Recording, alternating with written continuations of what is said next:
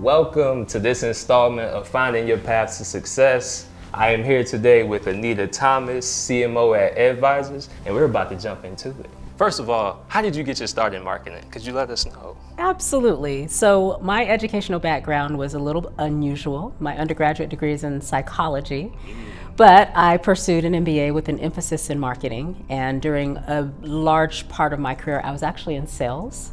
And sales and psychology prepare you for pretty much any type of marketing endeavor that you can expect. But I've done a combination of sales and marketing in higher education for the last over 20 plus years. I won't say exactly how long. No, that's interesting. You talk about psychology and sales and how that works together. It's interesting. People are always wondering like, oh, what should I go to school for? And am I going to be in this position, or this is going to be my career path later on, considering my major? And you were able to go from psychology to MBA and then go to sales. So that's an interesting journey that you have there.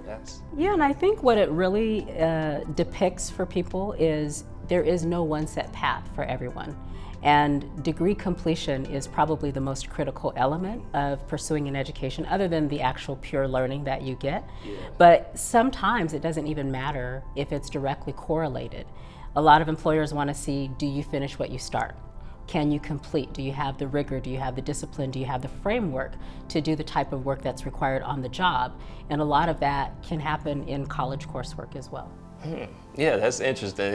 It's not, you would say that it's not all about the piece of paper at the end of the day, but there's the rigor that happens and what's going on as far as your preparation, your time management skills, all of those intangibles that come with that process, and that's where you think you really were able to blossom from that experience? Absolutely. Although I do believe in very firmly degree completion, because my philosophy is if you start, why not finish? Pursue, persist. If that was your end goal from the beginning, get your degree. You know, it's proven in this country, and we've done a number of studies on it, and it continues to bear true, that if you earn your degree completion will yield on average $1 million over the lifetime of your earnings history than if you don't acquire a college degree. So I think it's a valuable exercise to get that piece of paper, not only for the sense of accomplishment and getting you into a career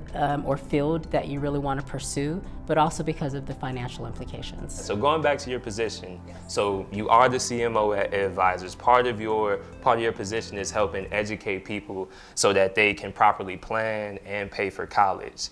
Now, for African Americans and people of color, do you think that there are barriers, or are there any barriers that you can speak to for those individuals who may want to attend college? At a macro level and more broadly, socioeconomically disadvantaged individuals and those who are first generation college attendees may not have the background or the financial wherewithal to help them pursue their educational goals. So it could be a combination of factors. Individuals that don't have the finances to help them go through their college education and to pay for their college may be at a bit of a disadvantage, although obviously we try to educate people about all of the aid options that are available, from federal financial aid to private aid that's available, grants, scholarships, and everything in between. But if you don't know, because you've never been through this process and your parents have never been through this process before, and you don't have someone to mentor you or coach you through it, it can be extremely difficult, if not discouraging. So, you know, I do think for people of color, unfortunately, there are disproportionate numbers of individuals that do fall into one of those classifications. And so it's really a matter of seeking out resources in the community, you know, local libraries, support groups, community organizations, even people within your church network that may be a resource to you, and professionals that are not necessarily family members but can serve as mentors.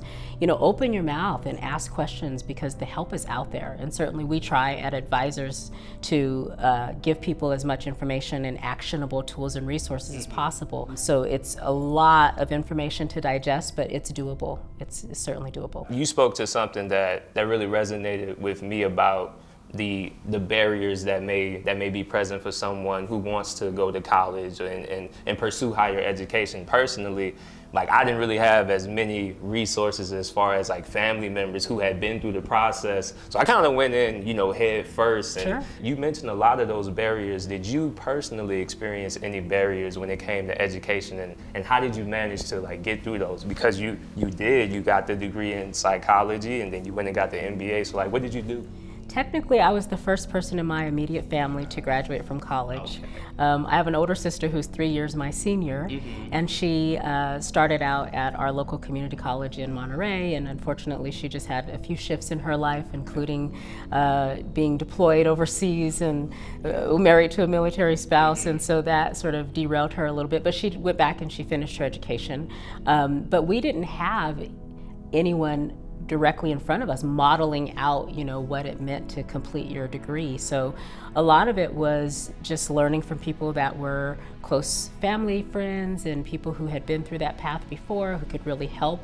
Fortunately, I was able to get a couple of scholarships. They weren't full ride, but I was grateful for any support that I could get, and then learning about financial aid, talking to the financial aid office, admissions office, and really following the path that they instructed in order to get the money that I needed to pay for my education. There are a lot of resources. There's financial aid, there's grants, there's scholarships, there's all of these different options, and if you don't know what you're doing, you may miss some of those opportunities. So I think that's a very good point. Well, the other thing I think is a big disconnect is people don't understand what it takes to get the end result, right? Sometimes we think we apply for a couple of scholarships, we sit back and we cross our fingers and hope that something will come through.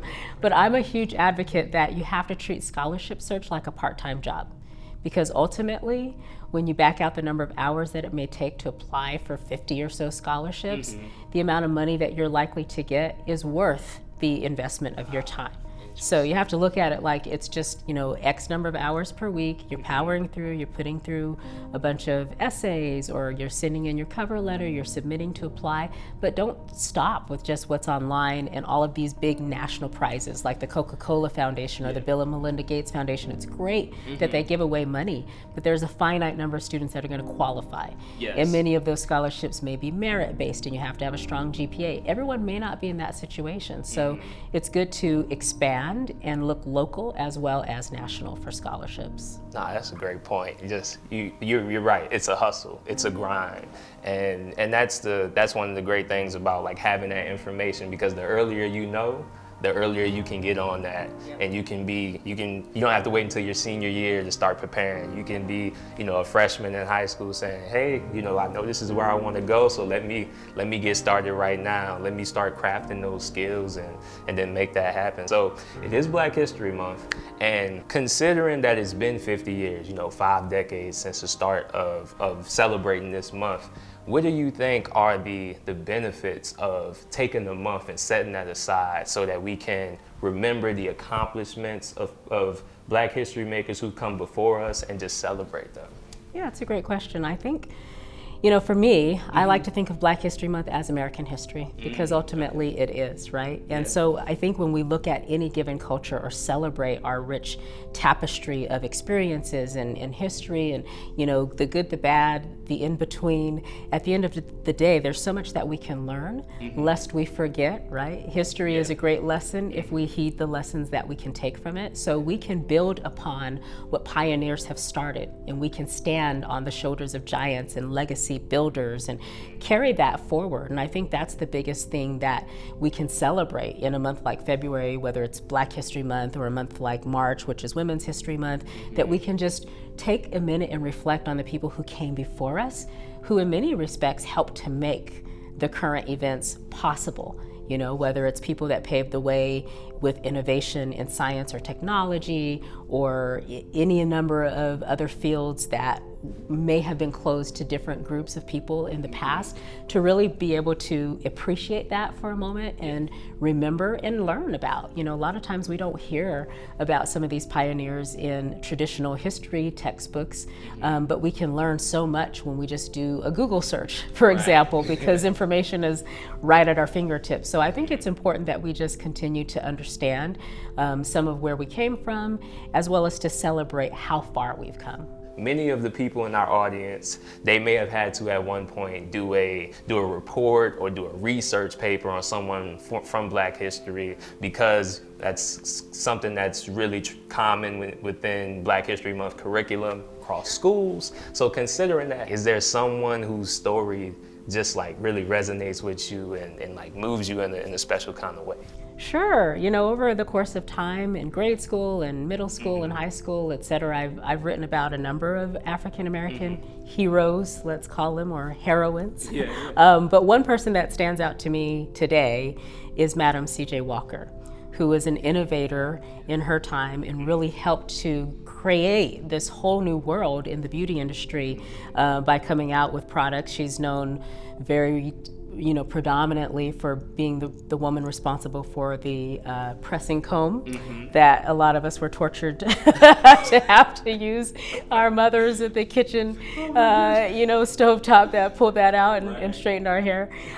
We somehow survived that torment, but she was an innovator for her time. It was unheard of to have a female, an African American female at that, become a millionaire and a pioneer and change the game when it came to the beauty industry. And just watching how much our beauty industry has changed over the years, different standards come and go, different opportunities for people come and go. Avon, versus the Sephoras of the world, an in-store model versus an at-home network kind of thing. The world is our oyster, and that's what I appreciate about her foresight. She saw opportunity. She created a path for herself when one didn't previously exist. And that helped a lot of people come behind her, not just African Americans or women of color at that. I had to do a project on Madam C.J. Walker one time when I was in elementary school, and I also was blown away by just her endeavors during that time period for someone of her position, of her race, of her gender, to just do all of those things. And not only that, to become a millionaire at that point in time. Like, if we were to take that and translate that to today's money, it's like, well, this was before the internet. Right. This was before online stores and e-commerce and websites. So imagine, today, there's no excuse for us to not pursue our endeavors and goals and dreams and accomplish even bigger things because we have the advent of technology on our side. So considering that, you mentioned earlier when we were talking about your path in college and career, you mentioned earlier about mentors and how you had some people who were there to help get you to where you are today. So what can you tell our audience members about the significance of mentorship? And is it important for us to have mentors and sponsors? Is this something that we should focus on? Every day. Okay. Absolutely. I'm a firm believer that everyone should, A, have a personal board of directors. And that personal board of directors should exist and consist of people that have a combination of traits that are in the field that you're looking to pursue and grow and get better at, as well as people that just will challenge you and not tell you what you want to hear, but wake you up sometimes and say, okay, that's not how you should be focusing. This is something that you should also consider. I've been fortunate in my career and in my life to have a number of individuals that I truly have learned from, and who've taken me under their wing and helped me grow in my career. But I want to say there is a difference between having a mentor and having a sponsor. Okay. So a mentor is someone who can guide you, who can coach you, who can teach you, who can give you some insight and maybe help you prevent certain issues from becoming a bigger barrier if you can get in contact with what those types of stumbling blocks might be. But they may or may not necessarily be the person to open the doors and make things happen for you. They're people who advise you, who have wisdom, and who can teach you and help you grow. Sponsors, on the other hand, are people who you can actually go to, who can introduce you to others, who can help open doors for you, who have the power, authority, position, network, who can actually start connecting dots. So it's important to have both. And the other thing is sometimes mentors are silent mentors. They may not be someone that you ever actually have an opportunity to meet in person, but you can learn from them, you can emulate, you can read their biographies, you can study them from a distance and admire what they're doing, and you can take elements of their success and apply that so that you can build your own foundation of success. So there's multiple forms, but I absolutely am a huge advocate that people have mentors in their lives, that they have people who can be sponsors for them, and most importantly, that you have a diverse personal board of directors. That means male and female. That means people that are in your pathway in terms of your industry and people that are far left and do something completely different. But you can learn and grow from all of that. But you also want to be careful when it comes to mentorship. You don't want to be just a sponge. Yes. You also want to give back. Yes. Because people's time is extremely valuable, just like each of our time is valuable, and we should cherish it. So you don't want to just be someone who draws from other people and soaking it up and not finding a way to give and contribute. Because even if you think what you offer is minuscule in comparison to someone else's breadth of experience or their expertise, I promise you there's something that you can do, whether it's in a bartering system or some knowledge that you possess. Even young adults, Gen Z, millennials, they're so far advanced when it comes to technology. There may be someone that can mentor you or sponsor you who could use those skill sets, and you could help them in different areas that they may be stuck. So find ways that you can make it a give and take, and not just a gimme, gimme, gimme, gimme. I'm just imagining that some of the people who are watching this are going to be looking at your story and hearing how you've gone from the student who had the bachelor's in psychology to CMO at Edvisors. So what would you have to say to anyone who views you as a role model? Like, what advice would you offer that person? Believe in yourself, first and foremost. I think, where we can fall into these pitfalls, and I've certainly done this in my own life, is we look at other people that we want to emulate so much that we can lose our own identity in the process, right? Each of us is uniquely created with a particular beautiful combination of skill sets and talents and abilities, and we just have to look within to understand the power that we possess. It's great to be inspired by other people. It's great to emulate other people, but there is no substitute for who you are. No one can be better at you than you. So do you, be authentic, and find a way to just tap into everything that you already know you possess, and not let anyone deter you or talk you out of what you know is your ultimate destiny. I literally was thinking about that earlier this week, about how sometimes we can get so caught up in the noise. You mentioned about how we have the internet at our disposal today, and there's social media, and there's all of these distractions, and there's all of these, people out there who we're supposed to be like and supposed to emulate. Most important person that we can try to become is like a better version of ourselves, because nobody else can do that. Exactly. And that's what's exciting. That's what makes the world go around. Yeah. We want to thank you for your time, just taking the time to interview and just have a real dialogue, a real conversation that I think is going to move a lot of the people in our audience. So thank you. I hope so. Thank you. Absolutely, absolutely. Well, that wraps us up for this installment of Finding Your Path to Success. Stay tuned, because we're going to be coming with some more good content like this. Y'all have a good one.